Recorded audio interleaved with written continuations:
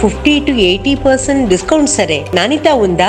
Don't worry. ఏ ఫ్యాక్టరీలో అయితే మిగతా బ్రాండ్స్ మందులు తయారు చేయబడతాయో అదే ఫ్యాక్టరీలో మెడ్ ప్లస్ బ్రాండ్స్ మందులు కూడా తయారు చేస్తారు. Best quality, best price, always MedPlus. Revanth Reddy ప్రచారం చేసిన అన్ని చోట్ల కాంగ్రెస్ పార్టీ ఊడిపోయిందంటూ కామెంట్ చేశారు.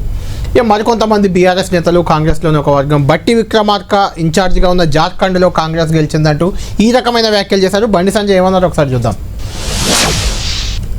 కాంగ్రెస్ పార్టీ విపరీతంగా తెలంగాణ నుంచి డబ్బులు మొత్తం కాంగ్రెస్ పార్టీకి పోయినాయి. మహారాష్ట్రలో ఖర్చు పెట్టిన డబ్బంతా ఇటు తెలంగాణ నుంచి అటు కర్ణాటక నుంచి సంచులకు సంచులు పోయినాయి. వేల కోట్ల రూపాయలు పోయినాయి. అక్కడ డబ్బులు విపరీతం ఖర్చు పెట్టారు. డబ్బుల ద్వారా, అబద్ధాల ద్వారా గెలుద్దాం ప్రయత్నం చేశారు. అవి పనిచేయలే. మహారాష్ట్రలో కాంగ్రెస్ కూటమికి ఓటమికి కారణం కాంగ్రెస్ తెలంగాణ, కర్ణాటక రాష్ట్రాల ప్రభుత్వాల యొక్క వైఫల్యాలే. అట ఆ కూటమికి వైఫల్యానికి ఓడిపోవడానికి కారణం. ఎందుకంటే హిమాచల్ ఎన్నికల పేరు చెప్పి కర్ణాటకలో గెలిచారు. కర్ణాటక ఎన్నికల ఫలితాలు చూపెట్టి తెలంగాణలో గెలిచారు. ఈ మూడు రాష్ట్రాల ఫలితాలను పెట్టించి ముగ్గురు ముఖ్యమంత్రులు తీసుకుపోయారు. ఇక చూడు, ఇక నన్ను చూడు, అందరూ చూడ, మొత్తం మహారాష్ట్ర మొత్తం తెలంగాణ రాష్ట్ర ముఖ్యమంత్రి రేవంత్ రెడ్డి గారు అయితే ఒక 10 సార్లు వేడి కావచ్చు. ఆయన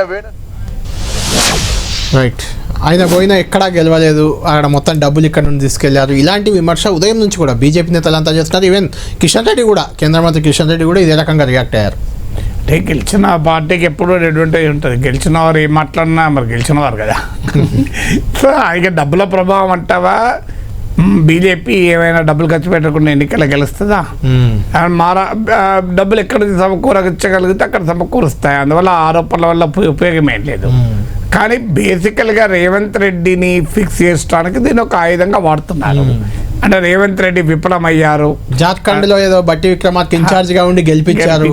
అంటే దీన్ని రేవంత్కు బట్టికి మధ్య గ్యాప్ క్రియేట్ చేయడానికి, రేవంత్కు వ్యతిరేకంగా ముసలం పుట్టించడానికి దీని ఒక ఎత్తుగడగా వాడుతున్నారు. కానీ రాజకీయాల్లో మహారాష్ట్ర ఎన్నికల్లో రేవంత్ రెడ్డి కానీ, మీకు జార్ఖండ్ ఎన్నికల్లో బట్టి విక్రమార్క మెయిన్ ఫ్యాక్టర్సే కాదు కదా. ఇంకో కంపారిజన్ రేవంత్ కు పవన్ కళ్యాణ్ కూడా కంపేర్ చేస్తున్నారు.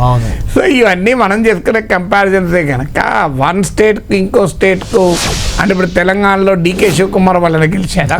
అంటే తెలంగాణ కాంగ్రెస్ నాయకులకు పాత్రే లేదా? సో ఈ మనం రాజకీయాల్లో అంత సూపర్ఫిషియల్ గా అనాలిసిస్ చేయలేము. ప్రత్యర్థుల రాజకీయ నాయకులు డెఫినెట్ గా తమకు అనుకూలంగా దాన్ని ఇంటర్ప్రిట్ చేసుకుంటారు, చేసుకోరని అన్నాను. కానీ ఆ తెలంగాణ నాయకుల ప్రచార ప్రభావం పైన మహారాష్ట్రలో గెలవడం ఉన్నది. అక్కడ తెలుగు ప్రజలు కూడా కొంత ఎక్కువ ఉన్నారు కాబట్టి ఇలాంటి మనకు తెలుగు ప్రజల చరిత్ర తీసుకుంటే ఎక్కడైనా ఆ స్టేట్ లో ఉన్న ఫ్యాక్టర్స్ బట్టి ఓట్లేస్తారు తప్ప తెలుగు రాజకీయాల పైన ఓట్లేదు. అంటే ఇప్పుడు చెన్నైలో బోలెడు మంది తెలుగు వాళ్ళు ఉన్నారు, వాళ్ళు టీడీపీకి ఓట్లేస్తున్నారు, వైసీపీకి ఓట్లేస్తున్నారు. కర్ణాటకలో తెలుగు వాళ్ళు ఉన్నారు, వాళ్ళంతా మీకు తెలంగాణ చూసి ఆంధ్రప్రదేశ్ చూసి ఓటేయారు కదా.